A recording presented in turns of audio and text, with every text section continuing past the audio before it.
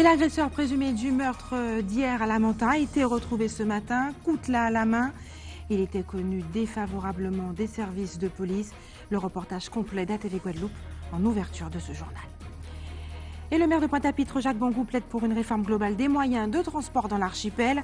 À Paris, en ce moment, il a élaboré 41 propositions qui seront présentées au prochain gouvernement dès le mois de juillet. Vers plus de dialogue social en Guadeloupe, les partenaires sociaux, syndicats patronaux et syndicats salariés ont signé une convention dans ce sens aujourd'hui. Seul absent, l'UGTG qui dénonce une mascarade. Jean-Pierre Baden, administrateur de l'ARACT, sera notre invité. Et enfin, coup d'envoi aujourd'hui de l'opération Entreprendre pour apprendre au lycée professionnel de Lamentin. Des dizaines de lycéens seront appelés à simuler le fonctionnement d'une entreprise tout au long de l'année. Bonsoir, je suis heureuse de vous retrouver ce soir. Après une nuit de cavale, l'auteur présumé du meurtre d'hier après-midi à Castel-Lamentin a finalement été interpellé ce matin par la gendarmerie. Il se trouvait sur la route du secteur de Bonne-Mère à Sainte-Rose, coutelas à la main. Ce dernier était connu défavorablement des services de police. Reportage Nathalie Dinan, Patrick Curie, Moïse Texter. C'est ici que vivait Jean-Yves, auteur présumé du meurtre de son grand frère. Les deux hommes habitaient non loin l'un de l'autre sur un terrain familial. Dans le quartier, les voisins, la famille craignaient Jean-Yves, un colosse réputé pour être faible psychologiquement, désociabilisé et dangereux. Ils ont l'habitude de se battre avec des coutelets et tout. Les deux frères Maubetti et le frère qui est mort devant chez moi, il est venu, il a eu le temps d'aller dans sa bratolette. Mais comme on a l'habitude de voir cette scène, on n'a pas cru qu'il est blessé et tout. Et du coup, quand on a eu le temps d'appeler la gendarmerie, et moi, ce que la gendarmerie a demandé, qu'est-ce qui vous a fait ça? Il a nommé le nom de son frère. Les témoins ont vu le frère blessé s'effondrer, puis se relever avant de se réfugier chez des voisins. Ces derniers ont tenté de lui venir en aide en attendant les secours. Ils se sont vite aperçus que la blessure était plus grave qu'elle n'y paraissait. L'homme touché au thorax se vidait de son sang. Nous, on a essayé de porter les secours, on a essayé d'être présents et surtout appuyer les voisins parce qu'ils étaient quand même débordés, sachant que quand même il y a eu un mort dans leur jardin, alors c'est pas facile. Et donc quand c'est comme ça, hein, tout le monde se regroupe, on est solidaires les uns des autres. Ça aurait pu être évité si quelque part quelqu'un avait fait son travail, qu'on aurait pu quand même éviter ça. Et je pense que c'est de la négligence un peu par tout le monde, hein, que ce soit par la famille, par les services sociaux, par tout ça, parce que sachant que c'est quelqu'un quand même qui était suivi. Un mélange de colère et de peur règne dans le quartier. Même s'il a été arrêté, certains témoignent à visage couvert. Ils craignent des représailles. Car le meurtrier présumé avait l'habitude de se disputer violemment, non seulement avec son frère, mais avec un peu tout le monde. Le frère, il est très violent. On ne peut plus, et ça fait longtemps. J'ai mon cousin, il a plus de 30 plaintes posées, et il écrase toutes les maisons du quartier. Et il y a plus de 30 plaintes contre... samedi, il n'y a pas longtemps, samedi, pas plus de samedi, il a déposé des bambous qu'il récupère dans la rivière et tout.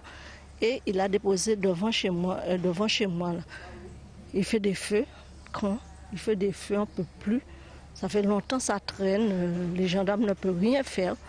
On nous dit ce qu'on demande. Quand on demande de l'aide, on nous dit qu'il n'y a pas de preuve. Il n'y a pas de preuve. Tous souhaitent retrouver la paix dans le quartier. L'enquête a été confiée à la brigade de recherche de la gendarmerie. Elle devra déterminer les circonstances exactes de ce drame. Et dans le reste de l'actualité, le maire de Pointe-à-Pitre, Jacques Bangou, plaide en ce moment pour une réforme globale des moyens de transport dans l'archipel. À Paris, dans le cadre d'un mémorandum avec le groupement des autorités responsables du transport, ils ont élaboré 41 propositions qui seront présentées au prochain gouvernement dès le mois de juillet. On écoute d'ailleurs Jacques Bangou interrogé par Atis Baran, notre correspondant à ATV Paris. Nous avons sur nos territoires des pratiques culturelles, des usages du transport public qui sont des usages qui sont particuliers. On veut que les outils du transport soient des outils d'expression identitaire du territoire et des outils d'expression culturelle. Mais nous disons plutôt que de gommer ça à l'aune de la modernité, on dit qu'il faut d'abord faire le recensement de ces pratiques culturelles, s'interroger sur celles-ci. Nous faisons l'état des lieux de ce qui se fait dans tous les territoires et de ce qu'il y aurait lieu de faire pour avancer dans cette direction. Et nous aboutissons à 41 propositions. Selon qu'on soit en zone plate avec beaucoup d'espace, en zone urbaine très concentrée, en zone escarpée. Et les projets sont aussi différents que le BHNS jusqu'au tram, en passant par le téléphérique ou par le métro aérien. Il s'agirait d'un événement, selon beaucoup. Les partenaires sociaux, syndicats patronaux et syndicats de salariés ont signé cet après-midi dans un hôtel du Gosier une convention pour améliorer le dialogue social en Guadeloupe, seul absent à la table des négociations. Le syndicat UGTG qui dénonce une mascarade. Le point avec Nathalie Dinan, Moïse Dexter et Patrick Curie. Elle a été qualifiée d'historique, la signature par les partenaires sociaux des conclusions des travaux sur le dialogue social. Pourquoi? Parce qu'elle rassemble l'ensemble des partenaires sociaux, c'est-à-dire la majorité des syndicats salariés de la Guadeloupe, du territoire, ainsi que l'ensemble des syndicats patronaux. Le dialogue social est essentiel pour instaurer un climat de confiance et de respect réciproque. Relever un tel défi n'a pas été facile. Nous avons vécu une préparation qui s'est organisée sur des rencontres de l'ensemble de ces partenaires et il y a eu des discussions où nous avons présenter les échanges de nos points de vue, de nos positions respectives et où nous avons pris conscience que le système actuel ne pouvait pas nous permettre de faire en sorte que le monde économique, le monde de l'entreprise soit en marche vers une évolution si on ne se remettait pas en question et si on ne prenait pas des décisions communes. Le dialogue social passe forcément par ce qu'on appelle la formation des parties.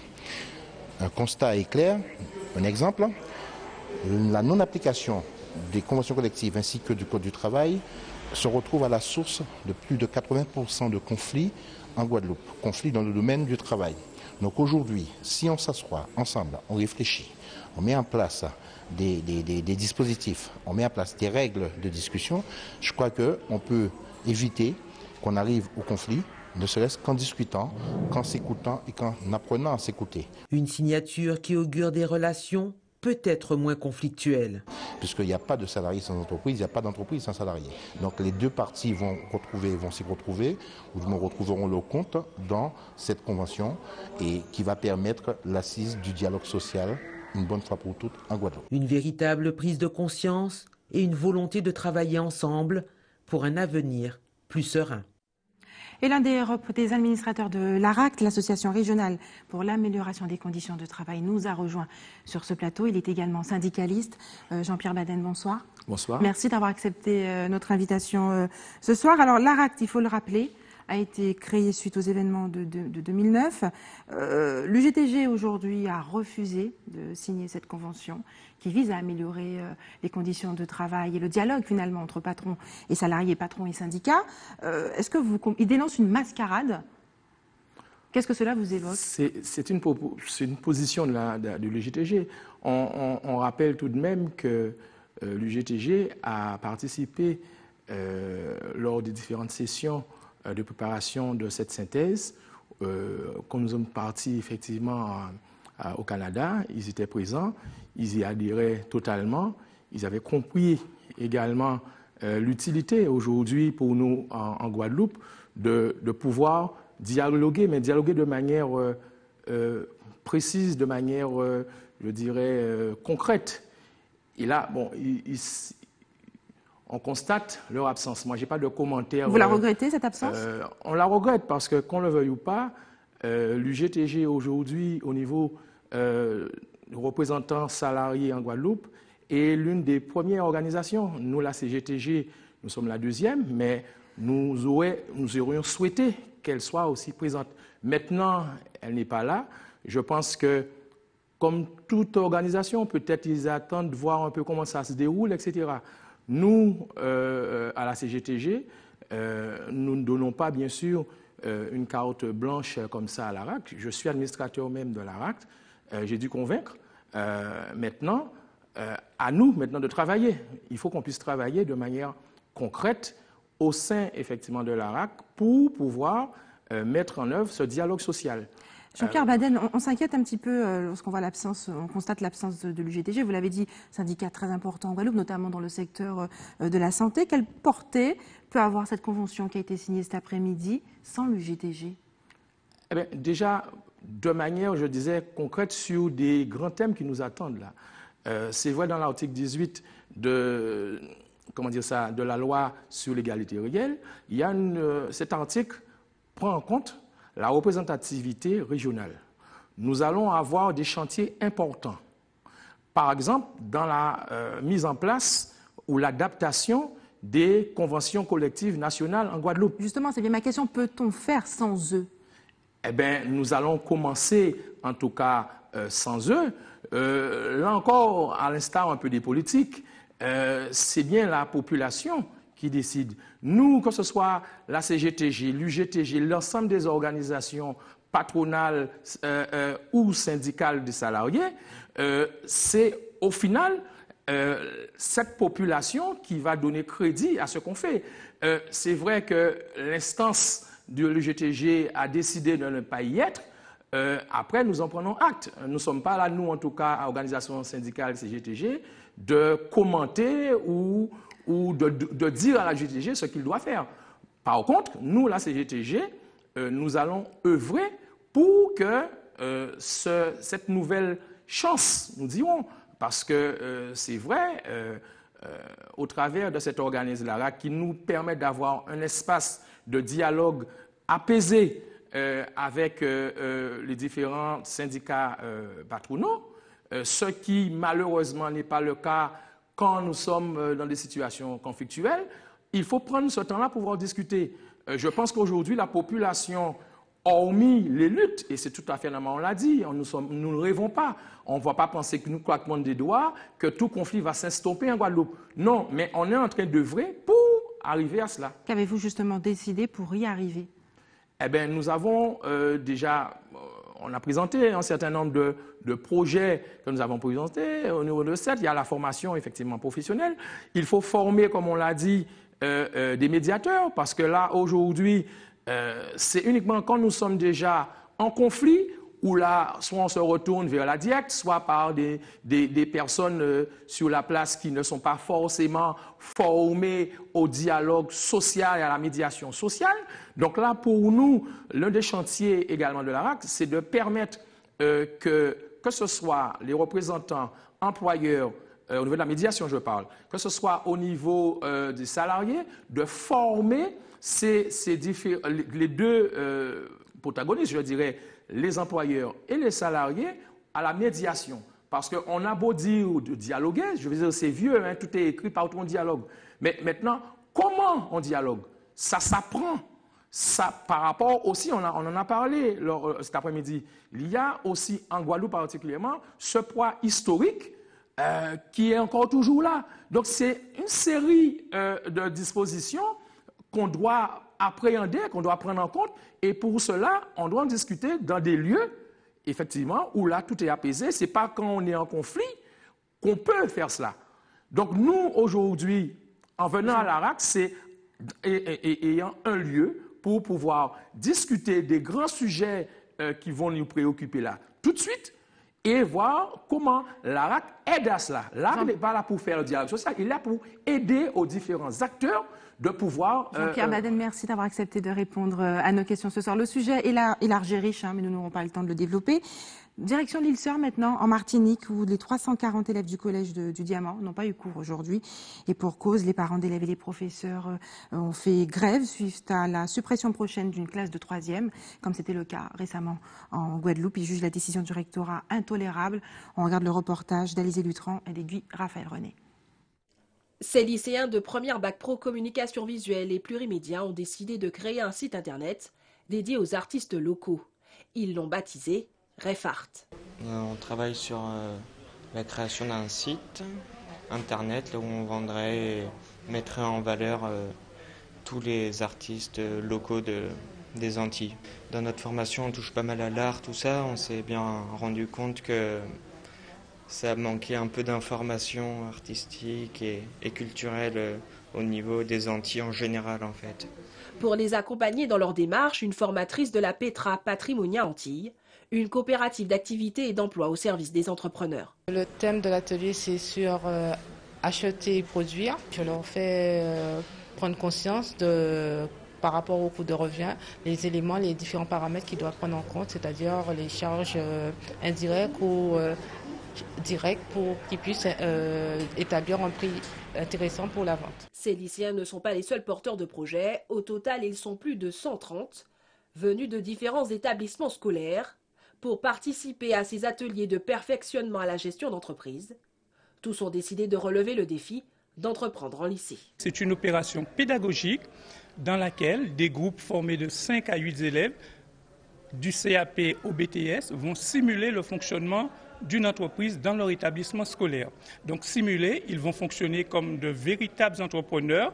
Ils vont acheter, ils vont vendre, ils vont produire, ils vont utiliser des euros. Pour cette nouvelle édition, 20 mini-entreprises se sont lancées dans cette aventure, avec l'envie de réussir comme leurs prédécesseurs. Pour exemple, nous avons Madame Jessie Govindama, directrice de l'entreprise EasyCom, qui a monté sa propre entreprise et qui a participé à Entreprendre en lycée en 2004. Et on a aussi d'autres exemples. Je peux vous citer aussi, c'est ceux que je cite le plus souvent parce qu'ils viennent nous voir assez souvent, de 2 jeunes qui étaient en situation totale de décrochage scolaire et qui sont partis en métropole, des jeunes de lycée professionnels qui sont devenus ingénieurs et qui vont bientôt monter leur entreprise en Guadeloupe. Jusqu'au mois de juin 2017, les jeunes entrepreneurs devront faire preuve d'audace et de créativité pour espérer remporter le défi d'entreprendre en lycée. Un vrai challenge. Et vous l'avez compris, il s'agissait du reportage consacré à l'opération Entreprendre en lycée qui est réalisé en ce moment au lycée du Lamentin, un reportage signé Linda Kayarsi. Et puis c'était le premier lancement et première réussite aujourd'hui de l'année pour Vega. Le lanceur italien a placé sur orbite le satellite Sentinelle-2B hier soir à Kourou en Guyane. Une opération lancée dans le cadre du programme européen d'observatoire de la Terre.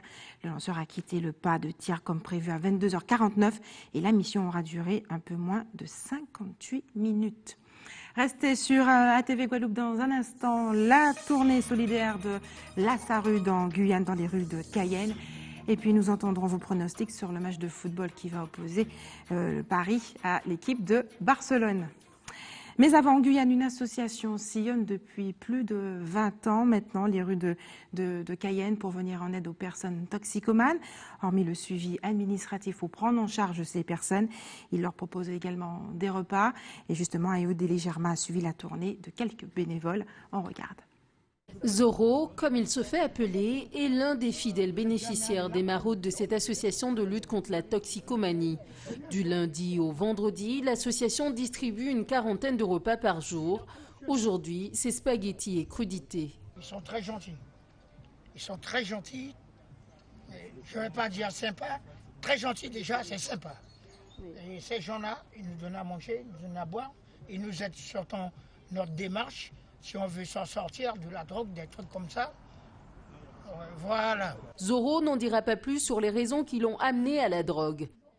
Selon une enquête Trinde réalisée en Guyane au début des années 2000, les personnes touchées par la toxicomanie sont à 80% des hommes.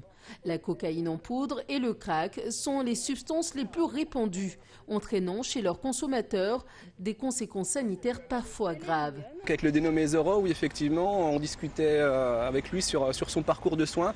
Donc c'est un peu un parcours en dents de scie. La personne souffre d'une addiction, on l'oriente vers le soin.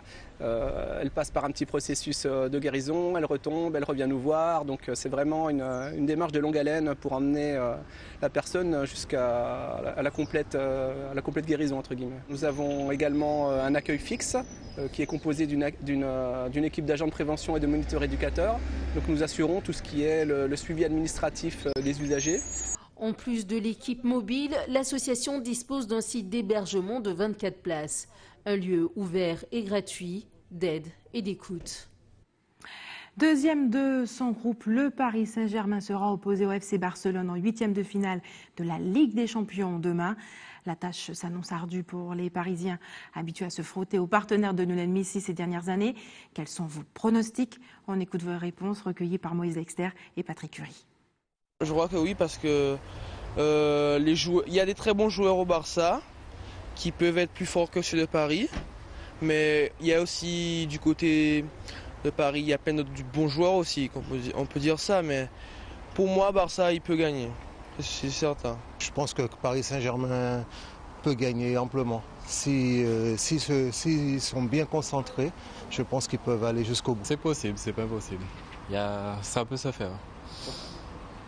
Bon, le Barça, c'est une équipe quand même qui est capable de mettre beaucoup de buts, mais ça va être compliqué. Ce sera juste. Ce sera juste parce que le PSG est en forme et le Barça, il va falloir qu'il redouble de stratégie pour gagner PSG. Si PSG est en place comme au match aller, ils ont leur chance. Mais il faut se méfier du Barça chez eux. C'est pas la première fois que le Barça a vaincu quelqu'un par 4-0. C'est pas la première fois. L'année dernière, il y a 2 ans de ça, ils ont battu, je sais pas quelle équipe, presque 6-7-0. Ça ne me paraît pas impossible. Mais c'est quand le match, au fait? C'est demain. Ah non, Paris va en gagner. Barça, c'est quand même une équipe qui est un genre surprenant. Mais à part où là, ça? Normalement, oui. Ils ont tout ce qu'il faut. Bon, le premier match, c'était un match, peut-être qu'ils n'étaient pas en forme, mais le deuxième match, je pense qu'ils vont faire ce qu'il faut. Et c'est l'heure des informations pratiques maintenant à vos stylos. Faites des réserves d'eau si vous habitez à Petit-Bourg. La perturbation de la distribution de l'eau sera perturbée demain dès 7h du matin avec un retour à la normale prévu le lendemain en début de matinée. Et puis la vigilance jaune est maintenue pour mer dangereuse à la côte par la préfecture. Pour plus d'informations, n'hésitez pas à vous rendre sur le site de Météo France. Et enfin, l'établissement français du sang vous donne rendez-vous demain au parking du centre commercial d'Estréland de Bemao aux portes 4 et 5. Et enfin, si vous avez des informations à nous communiquer, n'hésitez pas à nous appeler. Le numéro de la rédaction d'ATV Guadeloupe, le 0590 60 11 2 fois. Et voilà, c'est la fin de notre édition locale et régionale, mais restez sur ATV Guadeloupe, l'information continue dans un instant avec Eddie Planté pour Questions directes.